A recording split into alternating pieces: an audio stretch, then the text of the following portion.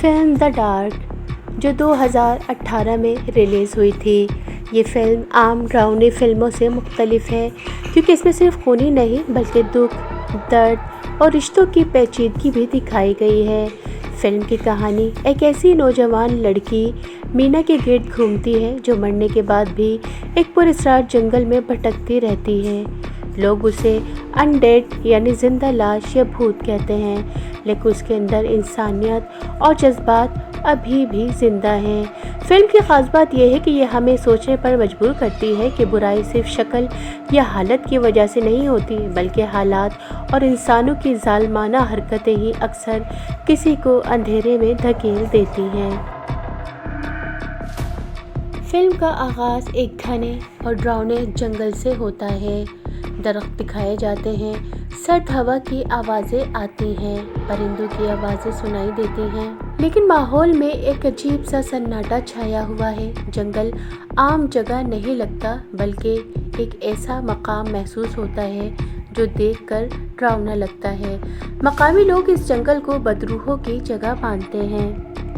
ایک پرانی گاڑی جنگل کے راستے پر چلتی دکھائی دیتی ہے۔ گاڑی میں ایک آدمی ہوتا ہے جس کے چہرے پر گھبراہٹ اور ڈر کے آثار ہیں۔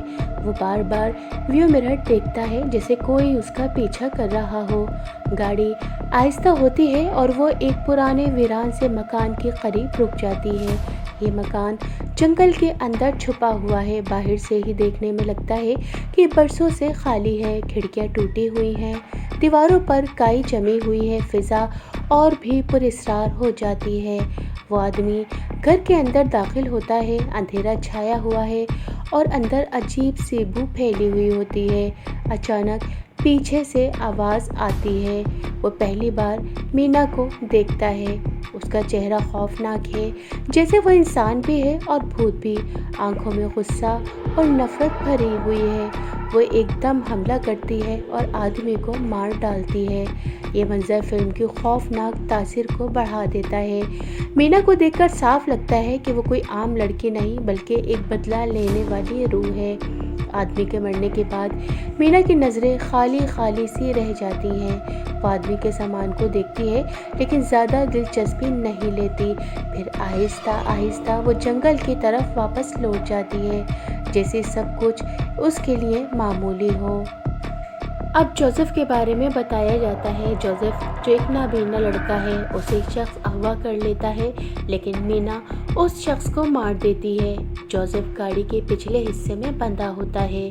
مینا دروازہ کھولتی ہے اور جوزف کو آزاد کر دیتی ہے۔ جوزف خوفزدہ اور الجھا ہوا ہے لیکن چونکہ وہ اندھا ہے اسے مینا کا چہرہ نظر نہیں آتا۔ وہ صرف اس کی آواز اور رویے کو محسوس کرتا ہے۔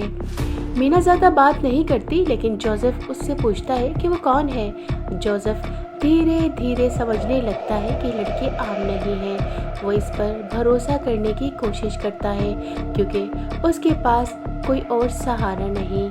مینا جوزف کو اپنے ساتھ لے کر جنگل میں نکلتی ہے۔ ماحول پر سکوت ہے، درختوں کی سرسراہٹ اور پرندوں کی آوازیں سنائی دیتی ہیں۔ جوزف چونکہ دیکھ نہیں سکتا، وہ ہر قدم پر مینا پر انحصار کرتا ہے۔ جوزف چلتے چلتے تھک جاتا ہے اور کہتا ہے وہ بھوکا ہے۔ مینا اس کے لیے خوراک ڈھونڈنے کی کوشش کرتی ہے۔ یہ منظر بتاتا ہے کہ مینا جو اب تک سب کے لیے خطرہ تھی، اس لڑکے کے لیے نرم رویہ دکھا رہی ہے۔ دونوں ایک پرانے ویران مکان تک پہنچتے ہیں۔ مکان خالی اور ٹوٹا پھوٹا ہے۔ مینا جوزف کو اندر لے جاتی ہے۔ یہ وہ جگہ ہے جو مینا کے ماضی سے جڑی ہوئی ہے۔ اندر داخل ہونے پر ماحول اور بھی خوفناک لگنے لگتا ہے۔ دیواروں پر پرانی نشانیاں اور ٹوٹی پھوٹی چیزیں نظر آتی ہیں۔ جوزف کو کچھ اندازہ نہیں ہوتا کہ یہ جگہ کیسی ہے، مگر مینا کے چہرے سے صاف پتہ چلتا ہے کہ وہ اس مکان کو پہچانتی ہے۔ رات کو دونوں مکان کے اندر ہی رہتے ہیں۔ باہر سے جنگل کی آوازیں آتی ہیں۔ جوزف ڈر جاتا ہے اور مینا کا ہاتھ پکڑ لیتا ہے۔ مینا کے لیے پہلا موقع ہے جب کوئی اس پر اعتماد دکھاتا ہے اور اس کے ساتھ رہنے کی خواہش ظاہر کرتا ہے۔ مینا اور جوزف پرانے مکان میں رات گزارتے ہیں۔ اگلی صبح جب سورج کی ہلکی روشنی کھڑکیوں سے اندر آتی ہے تو مینا خاموش بیٹھی رہتی ہے۔ اس کے چہرے پر ایک عجیب کشمکش دکھائی دیتی ہے، جیسے کچھ پرانی یادیں اسے بے چین کر رہی ہوں۔ مینا ایک ننھی بچی کے طور پر اپنے والدین کے ساتھ گھر میں نظر آتی ہے۔ منظر عام سا ہے، لیکن جلد ہی فضا بدل جاتی ہے۔ اس کے والد کا رویہ سخت اور ظالمانہ دکھایا جاتا ہے۔ وہ مینا کو مارتا پیٹتا ہے اور اس پر ظلم کرتا ہے۔ یہ فلیش بیک صرف چند لمحے کا ہوتا ہے، مگر یہ واضح کر دیتا ہے کہ مینا کی زندگی عام بچوں کی طرح محفوظ اور خوشگوار نہیں تھی۔ مینا چونک کر واپس حال میں آتی ہے۔ جوزف اس کی کیفیت کو محسوس کرتا ہے اور پوچھتا ہے کیا ہوا؟ مینا جواب نہیں دیتی، لیکن اس کے چہرے کی خاموشی اور آنکھوں کا درد سب کچھ کہہ دیتا ہے۔ سفر کے دوران جوزف مینا سے بار بار کہتا ہے وہ اس پر بھروسہ کرتا ہے۔ جوزف کی معصومیت اور اندھا پن ایک طرح سے مینا کے لیے عکاسی کا آئینہ بن جاتے ہیں، کیونکہ اس کی نظروں میں مینا کوئی خوفناک مخلوق نہیں بلکہ ایک عام انسان ہے۔ پھر دوبارہ مینا کے ماضی کی جھلک دکھائی جاتی ہے اور اس بار زیادہ بھیانک ہے۔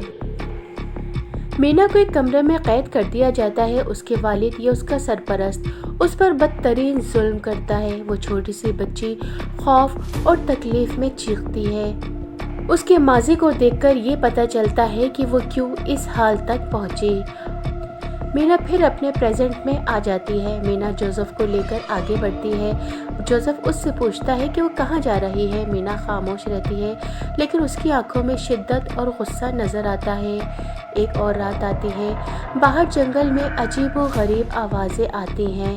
جوزف سہم جاتا ہے اور مینا کا سہارا لیتا ہے۔ یہ منظر بہت اہم ہے، کیونکہ یہ دکھاتا ہے کہ جوزف کے لیے مینا اب صرف ایک اجنبی نہیں بلکہ ایک محافظ ہے۔ اب مینا کے ماضی کا سب سے بھیانک حصہ سامنے آتا ہے۔ اس کے ظالم باپ نے اسے جنگل میں لے جا کر مارنے کی کوشش کی۔ وہ زخمی ہوئی، اس پر بدترین تشدد کیا گیا۔ وہ مرتے مرتے زندہ لاش کی شکل اختیار کر لیتی ہے۔ یہی وہ لمحہ ہے جب وہ دی ڈارک بن جاتی ہے، یعنی ایک ایسا وجود جو نہ مکمل زندہ ہے اور نہ مکمل مردہ۔ ان سب فلیش بیکس کے بعد سمجھ میں آتا ہے کہ مینا کیوں اتنی کٹھور ہے اور دوسروں کو قتل کرنے سے نہیں گھبراتی، لیکن جوزف کے ساتھ اس کا رویہ بدلتا جا رہا ہے، کیونکہ وہ اس کے اندر وہ معصوم بچی دوبارہ جاگ رہی ہے جو کبھی ظلم کا شکار ہوئی تھی۔ جنگل میں مختلف مناظر کے دوران یہ صاف ظاہر ہوتا ہے کہ مینا اور جوزف کو زیادہ دیر تک تنہا نہیں رہنے دیا جائے گا۔ پولیس اور مقامی لوگ اس شخص کی لاش کی تلاش میں ہیں جسے مینا نے شروع میں مارا تھا۔ اس وجہ سے ماحول میں تناؤ بڑھتا ہے۔ سفر کے دوران جوزف تھک جاتا ہے اور بار بار گرتا ہے۔ چونکہ وہ نابینا ہے، اسے ہر وقت مینا کی رہنمائی چاہیے۔ ایک موقع پر جوزف مینا سے کہتا ہے اگر تم مجھے چھوڑ دو گی تو میں کبھی راستہ نہیں ڈھونڈ سکوں گا۔ یہ جملہ مینا کے دل کو چھو جاتا ہے۔ وہ پہلی بار سوچتی ہے کہ شاید یہ بچہ واقعی اس پر بھروسہ کرتا ہے اور اسے چھوڑنا اس کی بربادی ہوگی۔ رات کو جب وہ دونوں آرام کرتے ہیں، مینا کو پھر سے فلیش بیکس آتے ہیں۔